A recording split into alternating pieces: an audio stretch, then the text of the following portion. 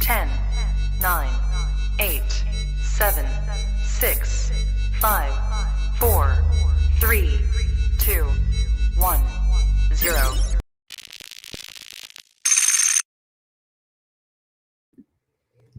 Welcome to day 2 of the Jimmie Oakman Takeover on all social media channels of Rising Coaches. Jimmie, good morning, man.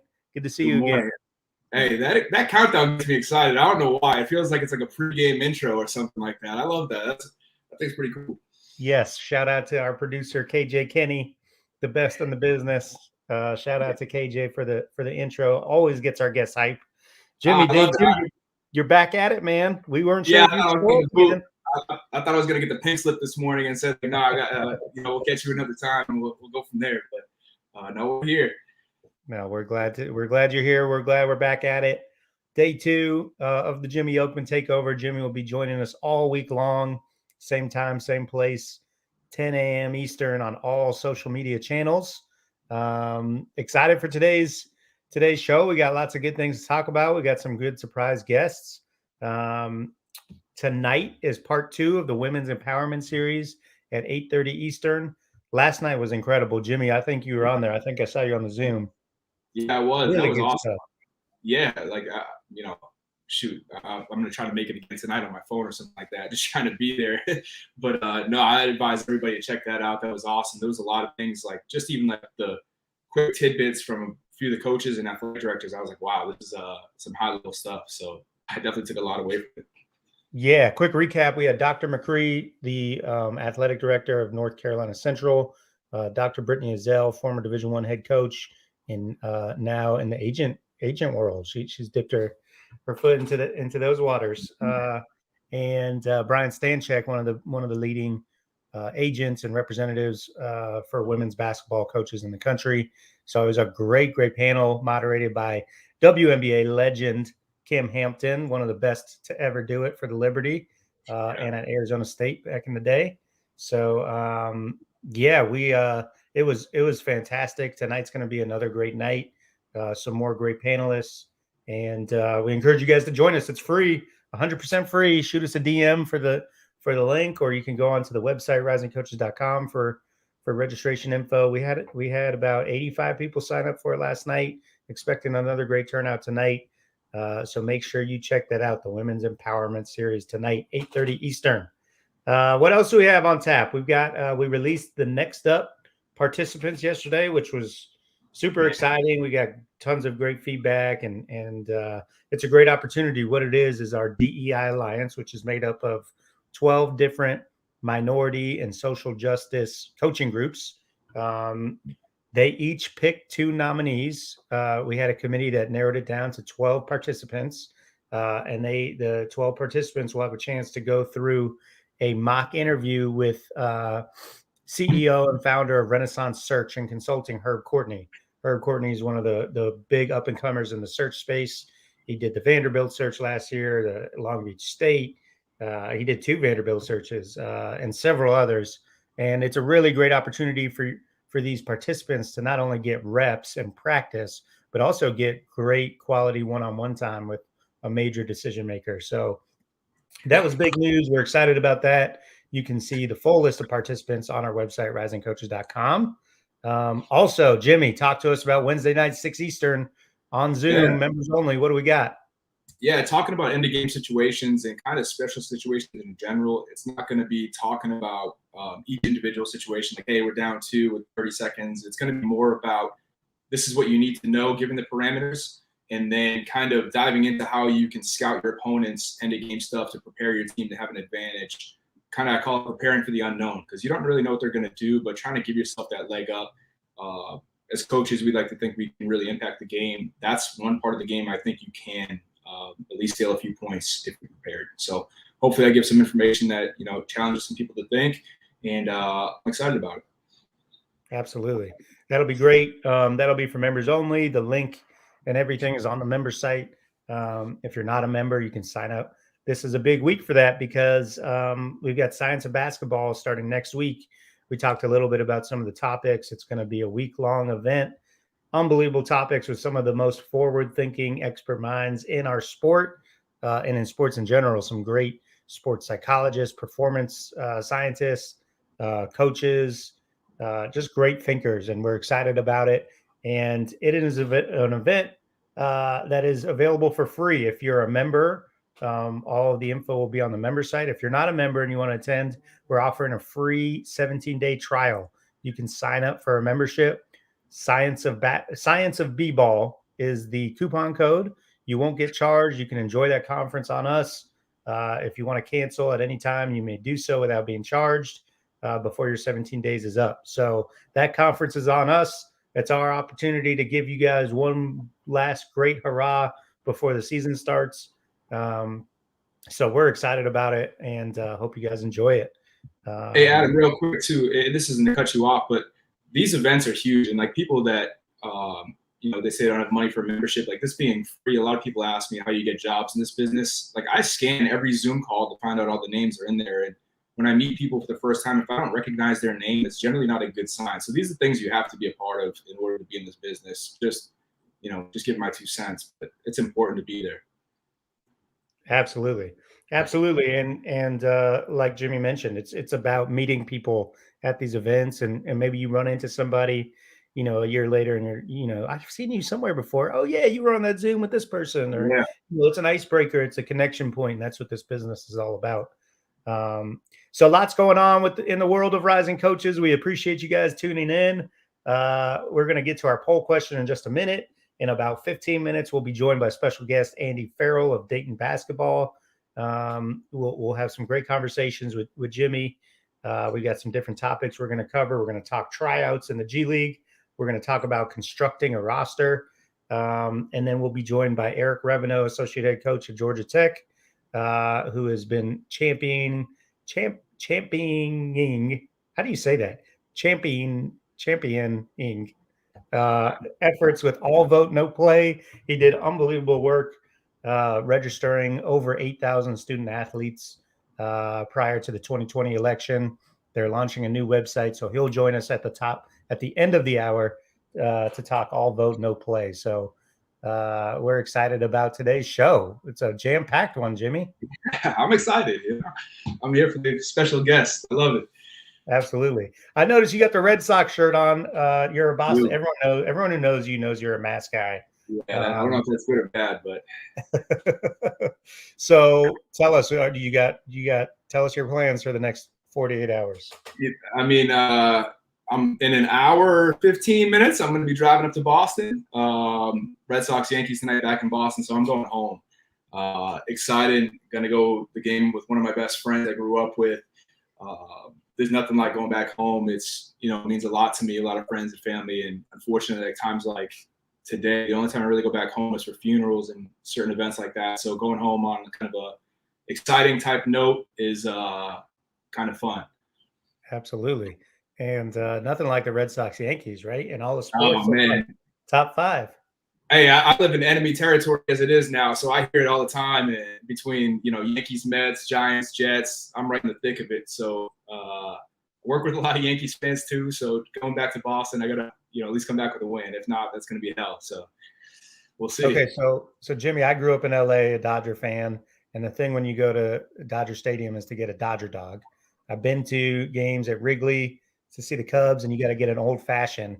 What's the thing there in Boston at Fenway? Like, what's the Fenway experience? Man, a lot of people want like the Fenway Frank, the hot dogs and stuff like that. But like the Italian sausage, Polish sausage, like you really can't go wrong. It's really a tourist trap. If you've never had it, you got to do it. But I'm going around. I'm going to try to find some of my favorite food spots and try to grab stuff that I haven't, I've missed out on. So I won't be trying to eat too bad at the game, but leading up to it, I got no promises. So we'll see. Over under. I'm going to set the over under on the number of beers Jimmie consumes tonight. He doesn't have to comment on this. I'm going to set the over under at 5. Is that the poll question of the day? It should be. Yeah, it should be. I'm going to go with the over. I'm going to over for sure. Yeah, no question about it. The score is going to, the score dictates the mood. So we'll see. Well, speaking of the score dictating the mood, the poll question of the day is, what is your favorite post-game meal? We've already got quite a few great answers on social media. Favorite post-game meal, and we were just talking about this offline a little bit. Does your mood dictate what you want to eat? Does a win affect what you're consuming after the game?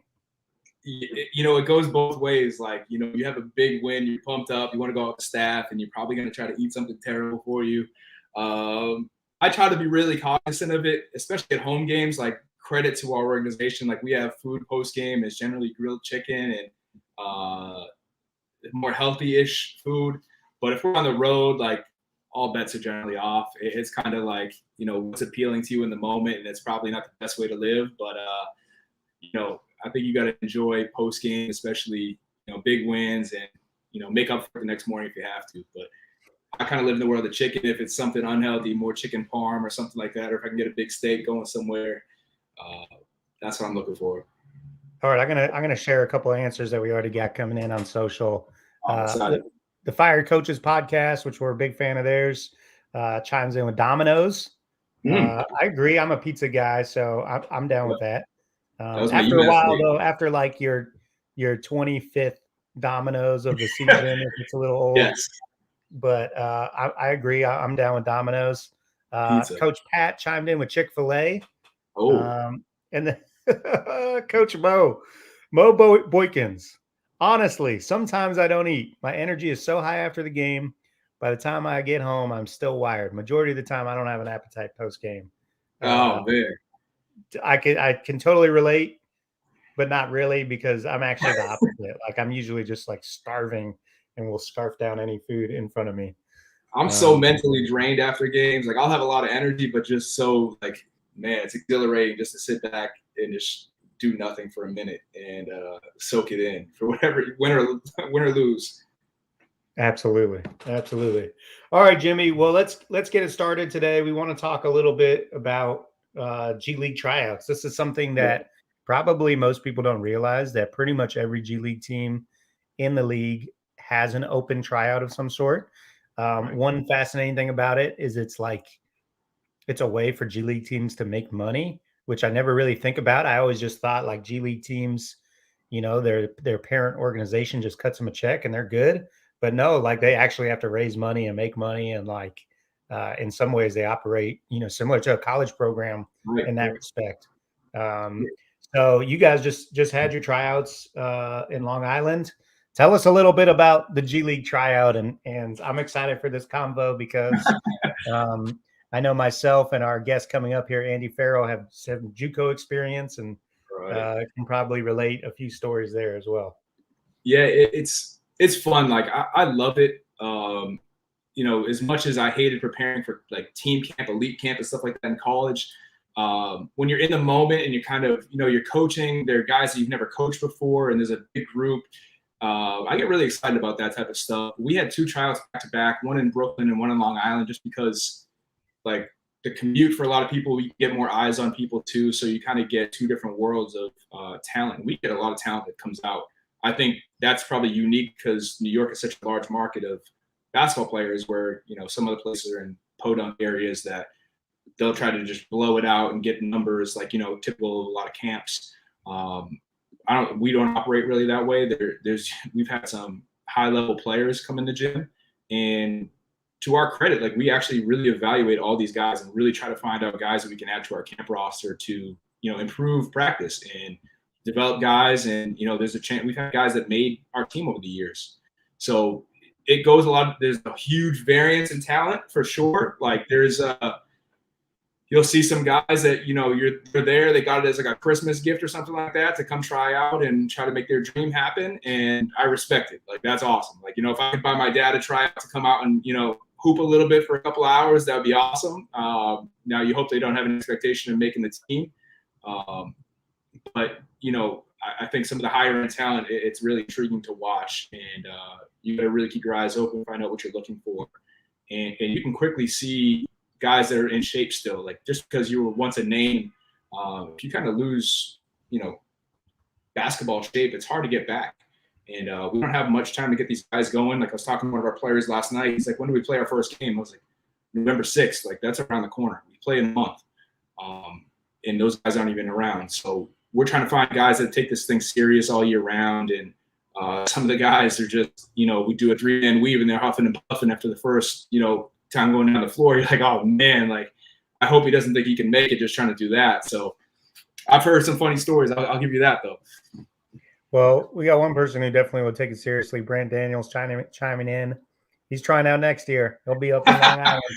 Brant, I will pay for you to try out if you want to come up. I will out of pocket. I promise I will pay for your tryout. Do you get points for being vocal in tryouts? Can I show up and just be the most vocal guy in the gym? You might end up on like our social media. So if that's what you're striving for, I'll get you on the news or something locally, and maybe get you an interview or something like that. But it's funny. Like, I've heard some funny stories over the years. We had a guy that had a burrito in his pocket a few years ago that was eating a burrito while playing. Like, there's just things that you can't even make up that, you think that's out of a movie, but that's the reality. And it's comical at times. In the past, this year was great. It was super smooth. The guys that we had we had a really good crop this year. The numbers weren't as big probably because of COVID, but it was really fun. Well, and sometimes you end up, of course, we're going to get into some of the funny stories about tryouts in a minute here when we bring our guest Andy Farrell in. But sometimes you get like, you hear about, high major players coming in, former all-conference performers, guys that you would expect already in the pros, for sure, show up to these tryouts, and they're like household names. Yeah, we had just this past weekend, we had a McDonald's All-American, and we had a top 10 recruit, and like these guys were recently that high level. And for one reason or another, they're either trying to be a part of our organization here and trying to put themselves in a good position for their future. But some guys trying to make it back, or maybe they had a family, or had to step away from the game for whatever reason. But they're names that everybody recognizes, like you said, and you kind of know who they are and what their path has been and what their resume reads. So you really want to watch closely some of these players. All right. Great stuff, Jimmie. We're going to bring in our guest today, Andy Farrell, Dayton men's basketball. Legend. The legend, the founder. Andy, good morning, sir. Good morning, guys. How we doing? Andy, what's up, brother? What's going on, Jimmie? Oh, man. Just enjoying life. That's it. That's what I like to hear. Andy, we're talking tryouts here. Jimmie was talking to us about the G League tryouts. And you, of course, spent several years at the JUCO level, as did myself. I know I have some tryout stories. Talk to us about some of the tryouts back in the day at Southwest Mississippi Community College. Well, I'll tell you what, here's actually a cool story about tryouts, and it's actually like a personal story of mine. Like, I got into coaching because of walk-on tryouts. Like, I tried to walk on here at Dayton back in 2003 and didn't make the team. And the head coach was Brian Gregory. And after tryouts, there was like 50 dudes that tried out. And after tryouts, he came up to me and was like, "Hey, you're not good enough to make the team." So I was like, "Oh, that sucks." But he was like, "But I can see that you have a love and a passion for the game. Would you be interested in being a student manager?"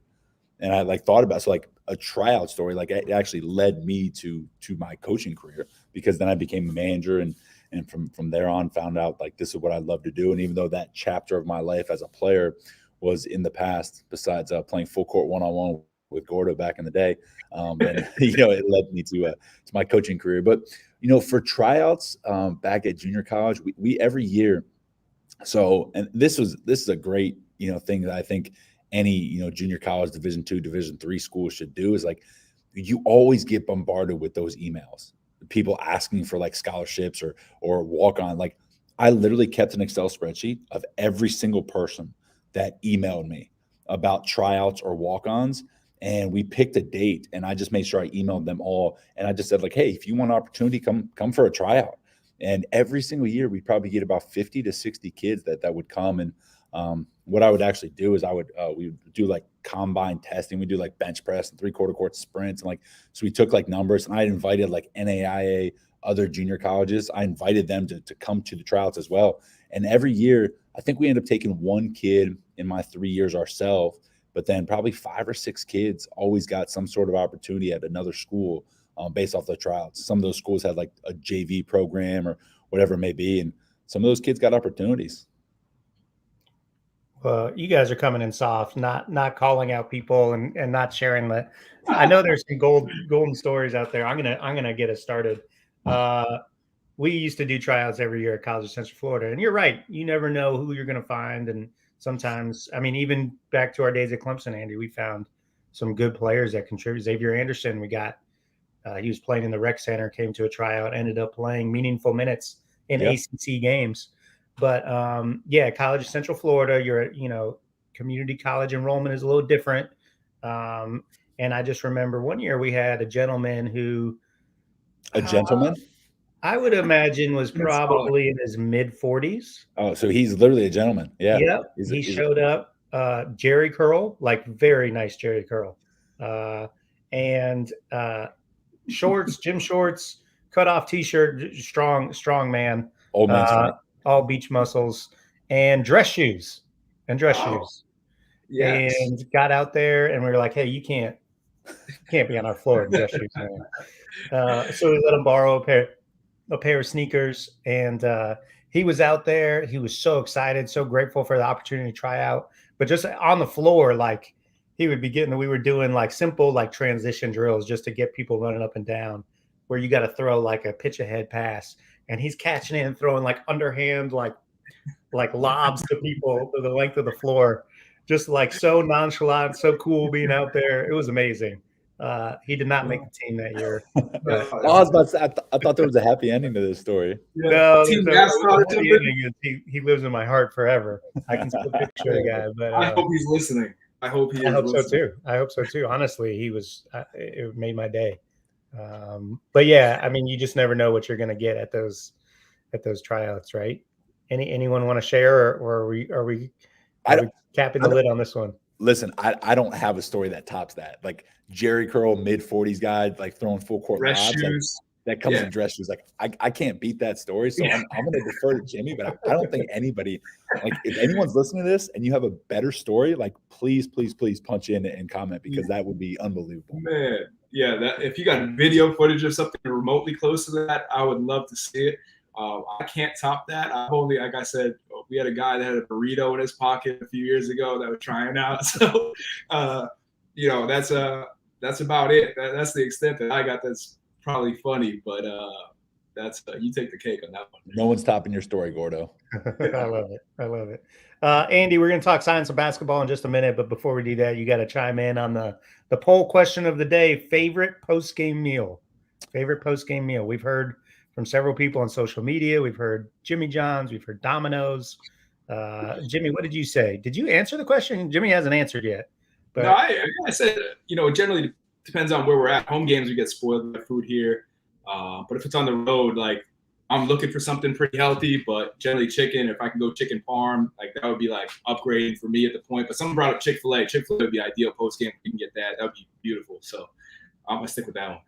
Yeah, like I'm I guess this is my 19th year of coaching, so I think I'm trying to appreciate the cultures and the uniqueness of all the cities that you go to. So I think first and foremost, like you got to go with like a local flavor. So if you're playing in Philly, like you got to get a Philly cheesesteak. I understand what you're saying, Jimmie, because like I went through that kick as well of like I want to get something healthy, but like after a loss, like that salad does not taste good. Like it just doesn't. And even after a win, like the whole concept and theory of it is like it is great, and I applaud you for continuing to try it. But it always leaves you so underwhelming, and then you always grab 2 slices of pizza from the manager that got it anyway. So like the theory is great, but the execution is always very, very poor. So you're always going to go with like I try to go with like a local flavor. Like if there's something that a place is known for, that you just got to go with that. But if I had to pick like my ideal post-game meal, I mean, I'm a big fan, and we kind of made fun of our strength coach one time because he ended up getting like Perkins or something for the team after a game. And I got breakfast, and it was awesome. After like at 9 o'clock at night, you're on a bus and you're eating like pancakes like that. It was really, really good. So I'm not saying I would do that all the time, but if I had to pick like a favorite post-game meal that I can remember consciously, like it's probably getting breakfast for dinner. Remember doing that as a kid? Like when all the time. it was like the Absolutely. coolest thing in the world. So I think Yeah. it probably tapped into my nostalgia a little bit. Yeah, that's a great point. I might have to go to It's one hard of to these beat. diners. Yeah, it's hard to beat breakfast for dinner. All right, Andy. Enough about food and post game meals. Talk to us a little bit about what we got going on next week with the science of basketball. Yeah, so it's a fantastic conference. Like this is probably one of the most unique. This is the most unique conference that we've ever done with Rising Coaches for sure. And I don't know if there's been anything like that, like in the collegiate coaching world, regardless of sport. It's called the science of basketball, but like all these ideas will be like open to like any single coach. It's the science of basketball, but it really should be like entitled the science of sport, because the conversation that we're having is literally for any single sport, whether it's soccer, football, baseball, swimming, track and field, boxing, wrestling, you name it. You can apply these concepts that you're going to learn. So Chris Oliver will kick us off with basketball immersion. And I mean, Chris, everyone knows Chris. Like he's just his level of intelligence is through the roof with how great he is with some of the basketball things. But then we start talking about how players, the second speaker will be having players reach like peak performance. So you're starting to dive into some of the mental aspects of what sports are all about, and having players become the best version of themselves. Again, something that could apply for any sports along the line.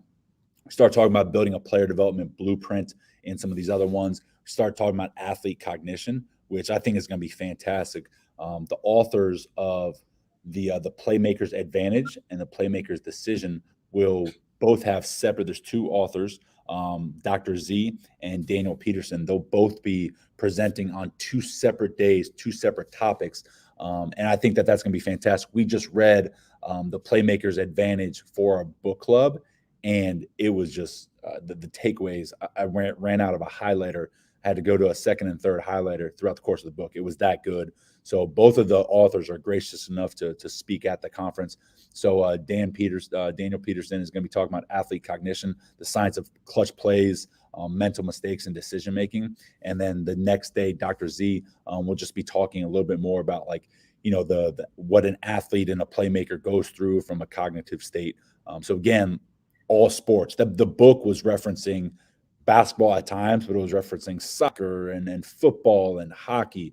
So just through a litany of different sports. So we're also, a couple segments on the future of integrating technology into sport, into basketball, building winning teams, designing analytically driven programs. So like you're talking about like massive, like not like micro level things, very macro level topics of coaching, and just some of the technology, the mental side, peak performance, flow state, decision making, like all those types of things. So it's not so much about the profession or the X's and O's.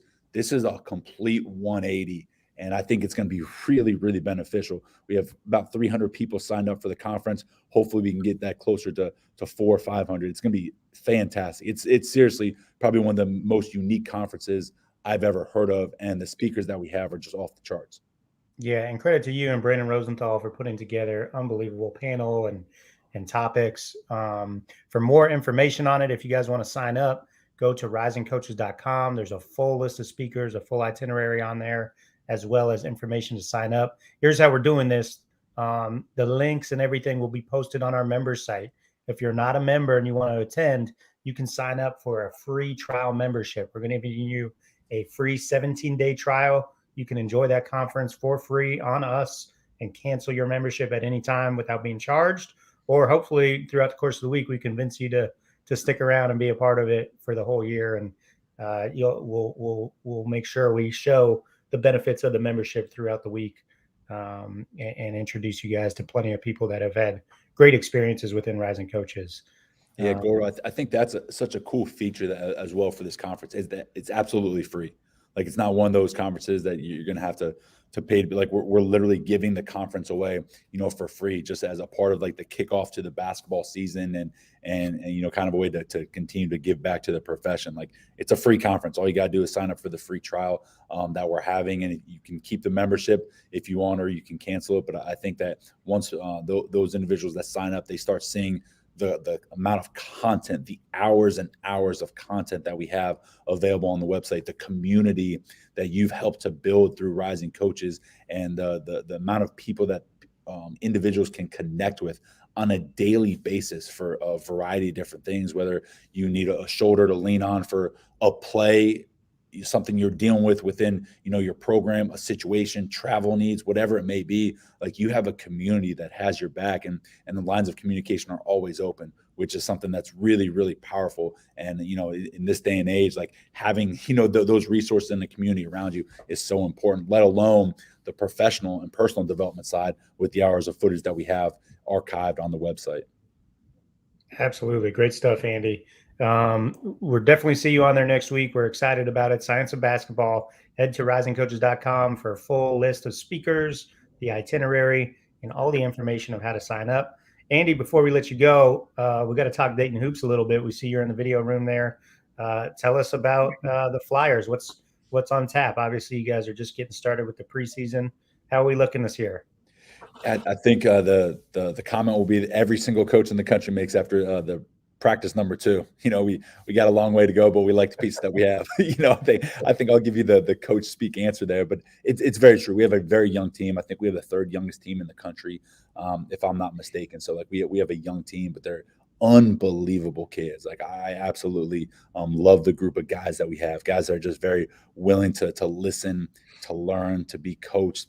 They want to invest in one another. They have a great camaraderie off the court and on the court. So we have some of those pieces there, but they don't know what they don't know. And we have a long way to go. But at the same time, like, we like where we're at. And again, after practice number 2, we like our pieces, have a long way to go. So we'll just kind of leave it at that. Anything unique you guys are doing in the preseason or at the start of practice that coaches can steal from? No, not really right now. I think that we're just drilling back to the fundamentals. Again, with such a new team, we're dialing back to the fundamentals, like some of the basic things of how we're supposed to be playing in transition, in ball screens, one-on-one, like stuff that when you look back that we started in our first year here, when we're having to teach a brand new system to a brand new team when we first took over 5 seasons ago, where we slowly build those blocks into having, our 3rd year in 2019, 2020, the number 3 team in the country. Like, those same building blocks that we started when we started building the team is what we're trying to do now, because we do have such a new team. So going back to the fundamentals right now. And I think that's probably a little coach talk too, but it's true. That's what we're doing, because we do have such a young team, but they are eager to learn and they have great energy every single day. How much film are you guys watching at this time of year? And this is for you too, Jimmie. Like, and if you guys are watching film, are you watching practice film, or are you watching like examples of, the finished product? This is what we're trying to get to. So for us right now, I think both, because I think that the guys have to, in order to do something, you have to have a picture of what it looks like. So in order for them to visualize, hey, this is what we want, they have to be able to see that. And then, hey, here's a clip of this is what you're doing. So you're almost there, you're not quite there, or hey, you're getting this you're getting this, every once in a while, but we need to get it at a consistent level. So I think it's a great combination of both, especially because we do have some elite examples of what it looks like, and the results of what it looks like was the number 3 team in the country, 20-game winning streak, 18-0 in the conference, number 3 team in the country, projected number 1 seed. Like, we have like the data that proves like, hey, this formula works. Here's some examples of it. Here's where you're at. So let's trend in the right direction. Jimmie, what about you?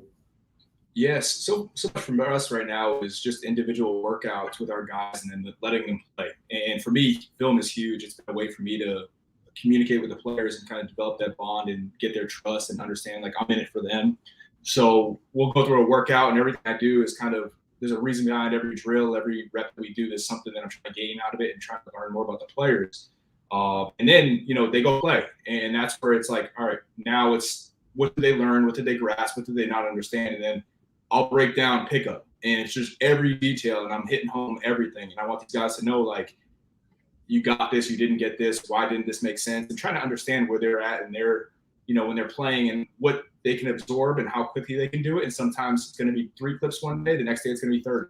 And, trying to hit the guys and try to push them outside the comfort zone a little bit and see where they're thinking. But for me, I get really excited when a player understands something and can apply it. And that's kind of the phase we're in right now in the preseason.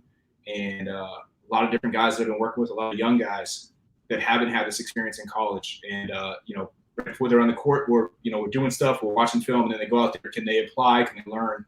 And it's fun. It's really fun working with guys that we've had. So yeah, seeing if they can. seeing if they can apply it, it's really fun to watch, because so many of these kids, like on our team, I'm sure it's for you, at the next level, like getting those reps, like you can see it, but like you just got to get those reps. You got to get those live reps. Like we're going to drill it, but get those live reps so that the uncertainty and the randomness where you have to make a play instead of running a play, like that's really where you're at the peak, where you can see like, hey, can they start getting this at a high level consistently with the randomness and make the right play at the right time to the right person at the right pace. I think this something that I really love is doing something in a workout and they look at me like this doesn't make sense, but I'm going to go along with it. That's fine. And then they play pickup and they mess something up and they look at me and they're like, I got you. And they know immediately like, that's what you meant in the moment. And then whether they did it correctly in the moment or not, now it's stuck. And I think that's where the growth, it's exciting. And like in my mind, I'm like, all right, cool. Now how can we grow on that the next time and, keep layering things going forward. So I love it. No, I think that right there, like, and I know I'm going to reference back to the Science of Basketball conference, but that's what the Playmaker's Decision, the book, was all about. It's about like layering those habits and then being able to get those things to stick in the moment. The athlete cognition, being able to think, do, and then react. All right. Well, Andy Farrell, we appreciate you jumping on with us today. We're looking forward to next week, the Science of Basketball. Again, head to risingcoaches.com for all the information. Andy, good luck in the preseason, man, and always a pleasure, sir. Always a pleasure, guys. Take care. Later. All right, that was Andy Farrell with Dayton men's basketball, talking the science of basketball, talking a little bit of film. Again, all the information from Science of Basketball can be found on our website, risingcoaches.com. And you are watching Jimmie Oakman in the midst of the Jimmie Oakman social media takeover, live on all channels of Rising Coaches, Twitter, Facebook, YouTube, all of it. Jimmie Oakman's taking over. We love it. I thought it was hilarious. I got so many messages yesterday, like, go figure, a takeover with you, and then like social media shuts down yesterday. I was, of course, like, I wouldn't be any other way. Like, this is par for the course, if you know me. So, no, this is great. You shut it down. You broke Facebook. So many people are trying to tune in. Yeah. Yeah, just a quick reset. Tonight, the Women's Empowerment Series, night 2 of the 2-day free Zoom series. It's going to be unbelievable. Last night was a great panel with some major decision makers in basketball, and a chance to talk to them, ask questions, talk about the profession, how to navigate it. Tonight is the second part of that installment, 8:30 Eastern. It is completely free. Shoot us a DM if you want the link, or you can head to risingcoaches.com and sign up there. That'll be 8:30 Eastern on Zoom. We're also live streaming that as well, which you can watch on our social channels or on risingcoaches.com. We've got next up, head coaching training initiative. The participants were announced yesterday. 12 finalists will participate in a one-on-one interview with search firm consultant Herb Courtney of Renaissance Search and Consulting. It'll be great reps and a great experience for them. The full press release is on our website as well. And then Wednesday night, Jimmie Oakman is leading a Zoom for our members at 6 Eastern. What are we talking about, Jimmie? Special situations and the game? Yeah, especially everything. Kind of breaking it down a little bit, talking, big picture, macro level, and then we're going to dive into specifically how to help your team and scouting the opponent, kind of give you that leg up for any game situation, steal a couple points. And of course, the poll question of the day: what is your favorite post-game meal? Shoot us a comment in the comment section of social media. Shoot us a text, whatever. We'll be going through those as the show continues. We talked tryouts a little bit earlier, Jimmie, which leads us kind of to the next thing, which is building a roster and constructing a roster, putting together a team. Let's dive into that a little bit, Jimmie. Why don't you give us your thoughts on where do you begin? Yeah, so I've always loved roster construction, and I've always been enamored by it even since I was a kid, and that's probably led to me to coaching. Just even the front office appeal of it was, I was well involved in fantasy years ago before it ever became a thing, and just being able to kind of pick and choose your own team was something I was like really excited to learn about. And part of college basketball that I loved is you get to evaluate the players, offer the guys that you want to bring to your program. In the pros, you kind of get to choose, obviously, at the draft and free agency, but it's much less, taking them from inception and kind of bringing them along. But for the G League, it's unique, and a lot of people don't really probably understand. We have a base 10-man roster, and those guys are strictly G League guys. And then our parent club for us, which is Brooklyn, we'll have two-way spots. We have two-way spots that can float back and forth, and they can also assign players, any player really, but generally it's the young guys, rookies, and so on and so forth that they can send down to your team. And, provides a unique dynamic depending on what day the roster could look like. You could have 14 guys, or we've had games where you have 7 or 8 players that are healthy. And you need a lot of versatility on your roster. I think that's something that's important. If, you're down bodies, you got 8 players, you can't only have, one guy that can play the 5 on your team, because in those situations, if your 5-man's hurt and you only have 1 4-man, quote unquote, it's going to be a long night, and sometimes you can't function that way. So, thinking big picture about the whole thing, you got to kind of, what position can you play? What can you defend? What can we run with this group? And you kind of want to balance a little bit of everything. You can't be, too guard heavy. You can't be too wing heavy, so on and so forth. So that's kind of looking at it with like a big scope. Are you, I guess this is more for like college people, but it probably applies to the pros too. Do you get caught up in like need? Like, for instance, like we need to get another point guard, or are you looking for the best players available that can impact a game? How do you, I know that's always like a hot button debate. I think talent is always going to be the first thing, no matter what level you're at. I think pretty much every sport besides probably maybe football, I think is probably where you're always going to take talent first. Especially the NBA, the roster's so small, you only have 5 guys on the floor. Talent kind of supersedes anything. Now you're going to have your non-negotiables. There's some guys that you're going to take chances on, red flags, whether it's character, injuries, and stuff like that. But it's got to be talent-based. And then you kind of figure it out from there. You're trying to figure out, like, all right, we got a couple good scoring, good shooters, and then maybe our better players that can get 20 a game. But if you don't have a point guard that can make plays for them, they become pretty useless. So then there comes an element to it all. So you're trying to find that, common balance between, playmakers, shooters, scorers, and I don't think you want to have too much of one. Like if you have too many guys that can't shoot the ball, which we've had in the past, that makes it really tricky to score. So I think there's definitely, talent kind of wins out for me. How much do you look at intangibles? How much are you evaluating what the person is like off the floor, or even what they're like on the floor in terms of like their mindset and mentality? I think that's the thing you can't gauge on film. And I think you're really trying to evaluate those things. And luckily for us, like the draft process of the NBA, you see so many players, and kind of what we were talking about yesterday, you're not just evaluating like if you can make a shot or not. It's so much more about like the mentality of, how much he wants to grow, like how much does he love this? And in the G League, if you're going to be in it, you probably you need to have a certain NBA skill that we can see that's translatable. At least that's how I feel. It's not speaking for anybody. Like I want to see you have at least one skill that can translate to the NBA. Can we get you a secondary skill that's going to make you stick? If you just have one, it's probably not going to work. Now the players that are kind of jacks of all trades, it's really hard unless they haven't really coached well. Maybe they were playing out of position in college, which we see a lot of. So the intangible piece, like maybe a guy's a really good playmaker as a big, but he never got the ball.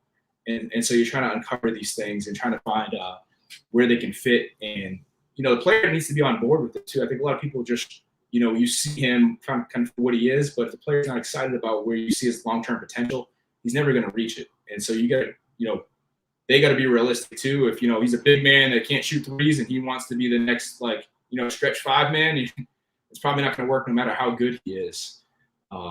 So I think the intangible piece is really important. You find out like the drive, what motivates him, and he needs to have a certain prototype for sure. Like what could he defend physically in the NBA level?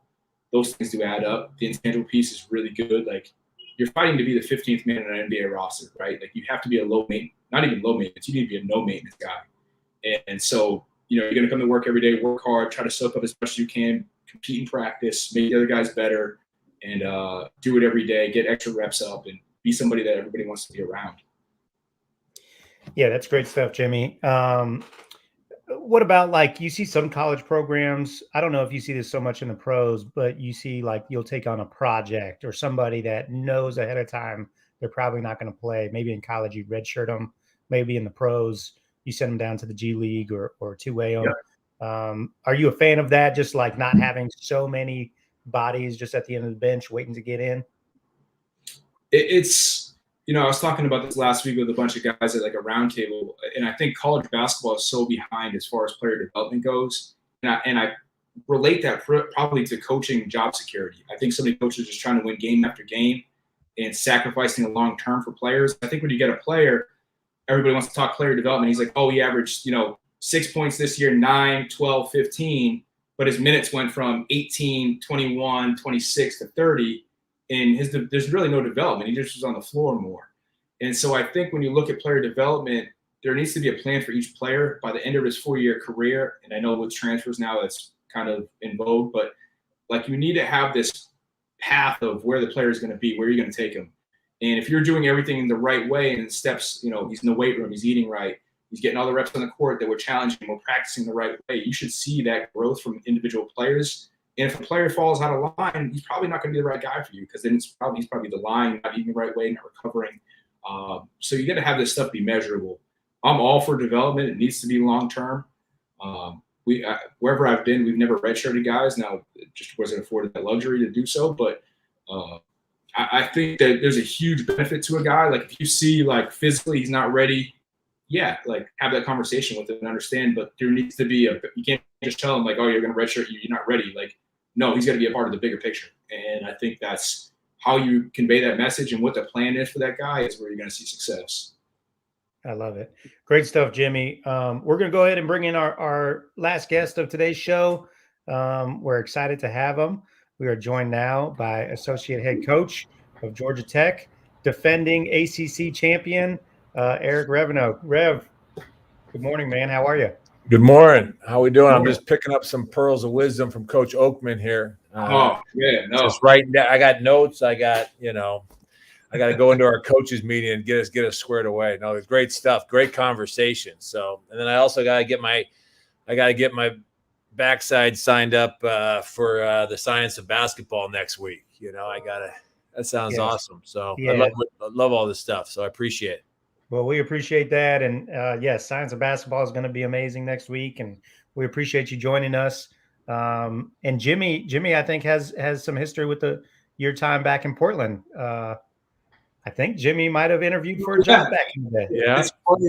Yeah, Coach Wolf, that was my first Division I ever interview at any type of level, and talking some type of video technology role back in Portland. This is back in the day, so now we're both dating ourselves a little bit. But no, it was amazing. Just what you guys were doing back then, the inside glimpse that I got at the time was so forward thinking, and I was like, man, they were way ahead of the curve at the time, and it's just amazing how things come full circle now. So it's kind of amazing how this worked out.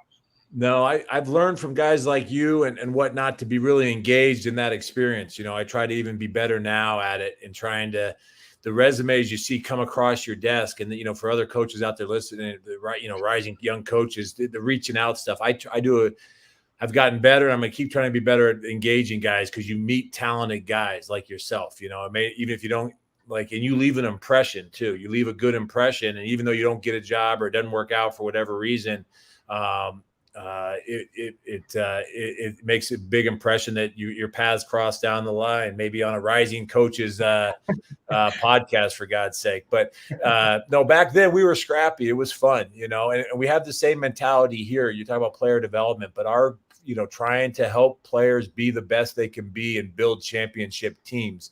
How can you do that with the resources you have, and Coach Pastner is great, because I like getting into the technology a little bit or doing stuff, and I can get a little bit kind of going, oh, that's cool, I like that.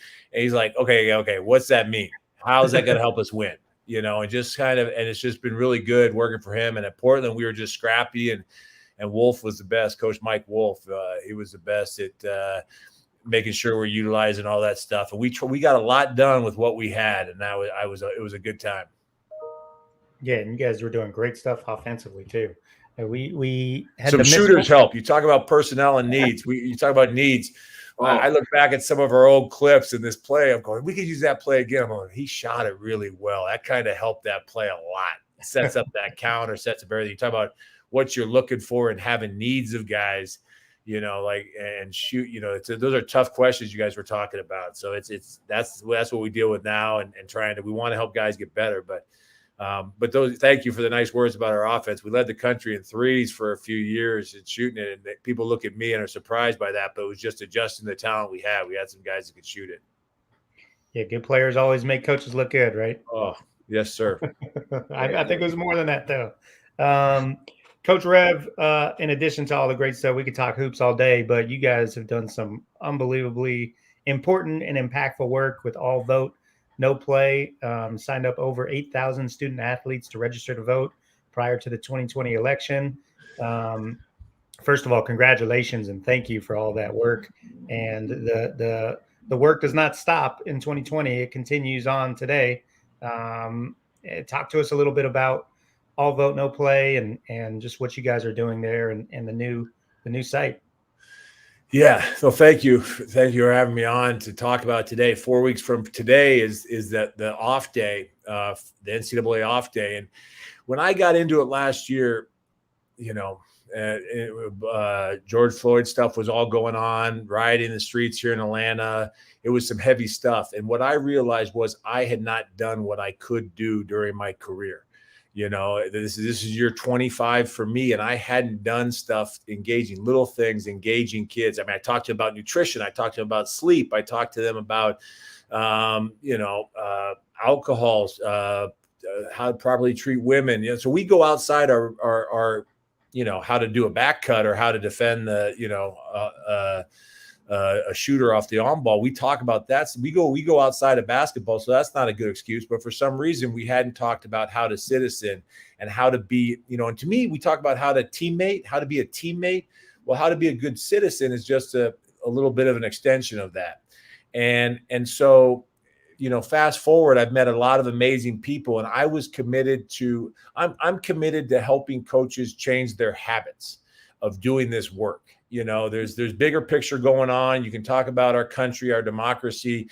That stuff overwhelms me. What I know is that coaches have good hearts, good people, and they have an attentive audience that can use some engagement. And so we as coaches need to do this. So allvotenoplay.org is a website launching today that has 30 drills, civic drills for coaches to do with their teams. 5 minutes, 30 minutes, 2 hours, all kinds of stuff, whatever you work. Coaches do amazing stuff out there. Also, there's some coaches that make guys, that really are impressive with what they do. And they'll still find stuff on there. Because I think that last year, the coaches recommended that we take the federal election day off. NABC pushed that, and they did a great job with that. And that got passed. But what actually got passed was Division I SAC. The students said, no, not just the election days, but every first Tuesday of the year, take off for civic engagement and education. If you look at the NCAA rule for the mandated day off, no athletically related activities, it doesn't mention voting.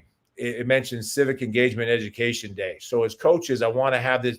I worked with some people out of Stanford, a group called Vote by Design, and some coaches, Joe Kennedy at Holy Cross and Mike Burns at Boise. We sort of helped them say, no, that's too many words in that for coaches. Got to shorten that up. Coaches like short. They're not going to read all that. No, they got to get to the action. They got, show them the drill. And I was thinking at first a Google Doc drill database with just drills for coaches to look at, to do stuff civically with their team.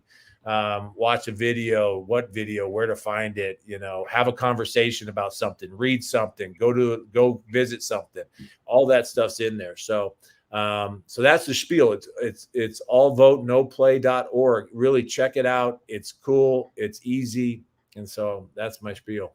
Yeah, that's great. What a great resource to provide for coaches and programs and athletes. And everybody talks about, you hear this all the time, if you really want to impact change, you can't just show up once every 4 years and vote for the president. You really have to start at the community level in your community, civic engagement, like you mentioned. And so this stuff is so important. And I'm so glad and thankful that you guys played a major part in getting that mandatory day off so that people can focus on this each year. Yeah, no, it's important.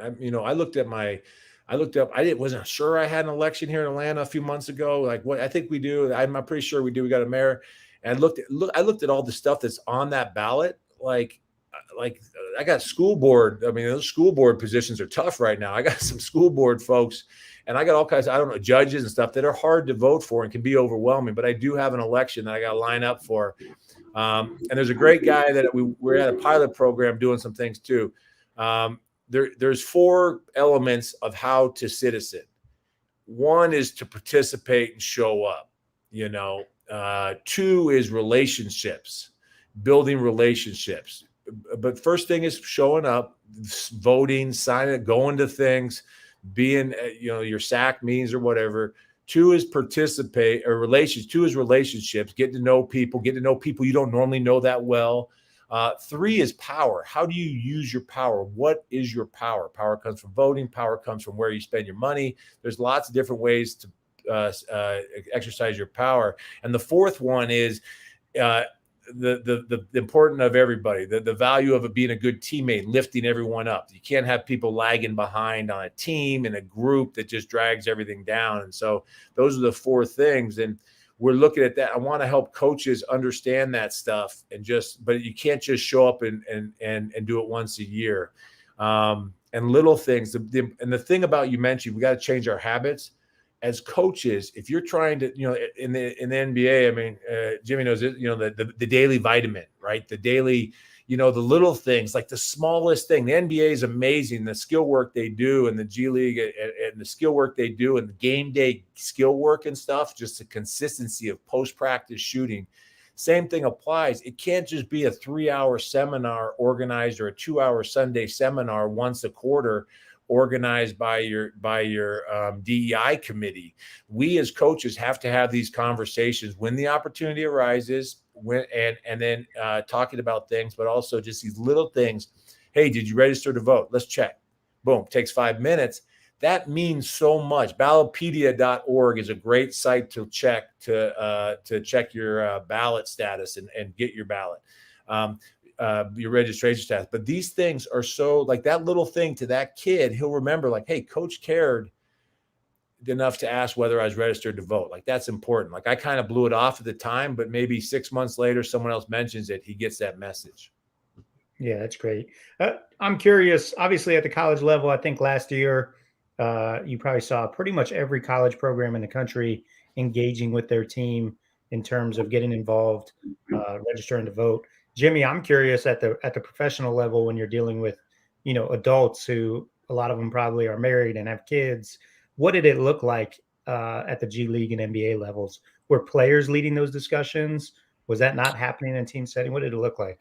Yeah, a lot was player led. Like, we kind of wanted to just, I think our thing was be there for them, to understand like what they're going through at the time, like everything going on in the world was just like, let's give them a platform to, create change. If there's something, we can help them with, we're going to be there to support. And those are like individual conversations we'd have with the guys. And then you get to feel what they're kind of going through, and not as like a, group setting that we didn't really have it, but I think a lot of it was just learning, being around them, kind of see how they perceive things. And like, no one really is from New York from the team, so they're voting in their own states and kind of what they're going through. So it was an interesting time for me to kind of just observe and learn, and period of growth for me, really.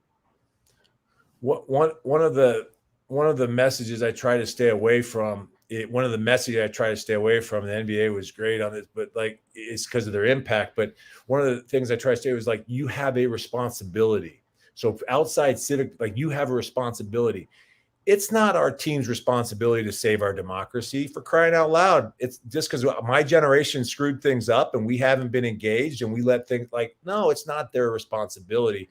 They can have an impact, but we as teachers, we know, as coaches, we know, like, that doesn't really sell. Like, that's a heavy burden. Just say no. In order to it's an agency thing about in order to positively impact your life, so that your future is better, you need to be engaged in these things. This is what do you consider your community? That's your hometown. Well, how are you going to make that better so you enjoy and your family leads to it? And one of the things that gets me emotional sometimes is I go nuts that I just, it turns my stomach that a parent my age with kids learning to drive and whatnot on car have to teach their kids differently than I do.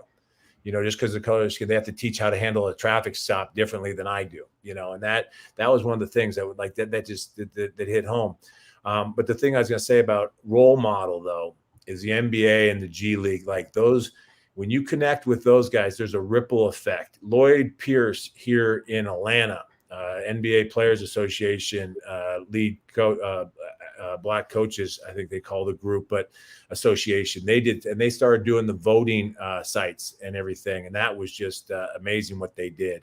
And you from John Lewis to Martin Luther King to Stacey Abrams to Lloyd Pierce.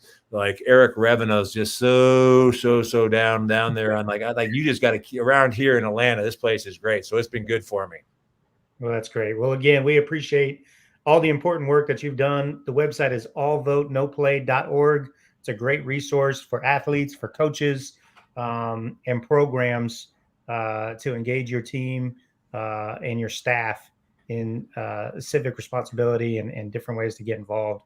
So, Coach, we appreciate you. Before we let you go, we got to get you to chime in on today's poll question. Favorite post-game meal? We've had some great responses. I'm going to read a couple on social media here. We had one chime in, Jimmy John's, and then J.D. Moore, spoken like a true ops guy, whichever one shows up on time and follow directions. I love that answer. Yeah, and last year with any post game meal does not have to follow COVID protocols. Any post game meal with that's a new. Those things were just separated. Get your food. Those were before you get on the bus. All that stuff. Those hopefully we'll get behind those. I try to eat well. I try, but I'm going to go a good pizza, pizza, because if you win, you feel like you deserve it. And you're like, this is awesome. I used to at Stanford. When I was assistant there, I used to eat pizza. I used to eat like 4 pieces of pizza before I even left. Like and then I feel like I have to go have dinner, which was a problem. And then pizza. And then if you lose, you want to wallow in your loss and you're miserable. And nothing like a good pizza. It's good comfort food. So it meets all circumstances. And if you're on the go and you got to do stuff, and for the ops guys, you're holding the pizza and your computer and you're doing stuff, you're good. That's my vote. Pizza. Yeah, you can't go wrong with a good pizza. I love it. Well, Coach, again, we appreciate you jumping on allvotenoplay.org. Visit it today, get your team involved, and thank you so much for the important work that you're doing. Thank you. Great seeing you guys. Coach. Here, Coach. All right, that was Eric Revenau, Associate Head Coach at Georgia Tech, defending ACC champion. Like to throw that in there for him. We are wrapping up today's show. But it's been a fun one, Jimmy. You think you'll join us again tomorrow? Oh, I'll be live from Boston tomorrow, so this should be fun. This is going to be a different element, and tomorrow's a big day. We got a 2 for tomorrow night, so second session late tomorrow night, and we'll go from there. Yep, the over/under on beers Jimmy Oakman consumes at Fenway is 5. I'm going with the over. Feel free to chime in on that poll question in the comments. Jimmy, we appreciate it, man. It's been fun. Sign up for the Women's Empowerment Series tonight at 8:30 Eastern. Go to risingcoaches.com or shoot us a DM for that free event on Zoom. We'll shoot you the Zoom link as soon as you message us, or sign up on the website. And Science of Basketball is next week. If you sign up for a free trial membership, which we're offering now with the discount code Science of B-Ball, all lowercase, you'll get a free 17-day trial. Enjoy the conference for free. And then go from there. So, Jimmy, it's been a pleasure as always, man. We'll see you again, Great. Same time, same place tomorrow. We enjoyed it. Yeah, absolutely. All right. Thanks, everybody.